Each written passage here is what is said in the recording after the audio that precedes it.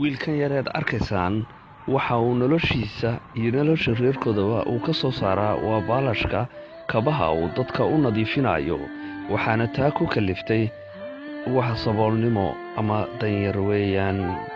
waxa maalin walba soo fadhiistaa qabowga taasoo u adkaysanayo kana soo saarayo nolol maalmeedkiisa waxa taana ku kaliftay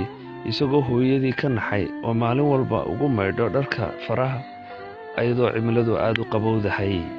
ayaa wuxuu wiilkii yaraa go'aansaday isagoon iskuulna tegin meel kalena tegin inuu hooyadii u soo iibiyo qasaalad ay dharka ugu maydho taasna ay kaga nasato dhibaatada ay ku jirtay ah inay mar walba farahoo barafa ay ugu maydhaso gacmaheeda waxaa maalin maalmaha ka mida ku dhacday qiso cajiiba wiilkii yaraaye meesha wax ku baalashayn jiray ayaa waxa soo maray nin lacag leh ayaa markaa waxa uu isku dayey inuu markaa ka baalashaysto kabihii waxaanu siiyey lacag aad u badan lacagtii markuu u badiyey qofka danyartaa waxaad ka arkaysaa aaminnimadiisa kaasoo iska ilaalinaya xaqa qofka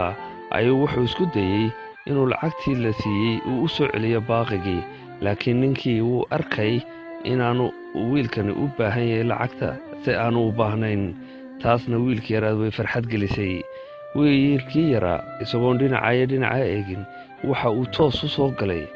bakhaarka lagu iibiyo alaabta kaasoo markaa eegaya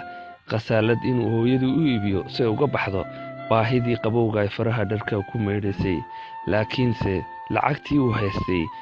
uma ay gaadhayn inuu ku iibsado laakiin waa uu isku dayey inuu gaadhsiiyo kii yaraa isagoon waxba iibin ayaa wuxuu toos u gaadhay ama uu u tegay gurigoodii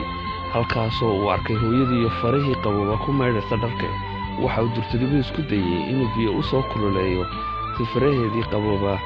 uu ugu kululeeyo ugu naxariisto hooyadii halkaasna ayayna hooyadii aad ugu farxday una ducaysay waxa aan ka daba hadhin ninkii maalintii lacagta siiyey ayaa wuxuu uu soo dabagalay wiilka yar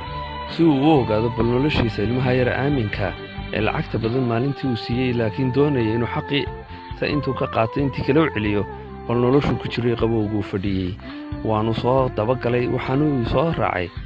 markaa wuxuu soo istaagay gurigooda hortiisii waxaanu arkay halka ku jiraan isagoo albaabka in yar furan tahay ayaa waxa uu ka daawaday nolosha reerkaasi siday ugu nooshahay iyo hooyadaasi faraha qaboob ay ku maydhaso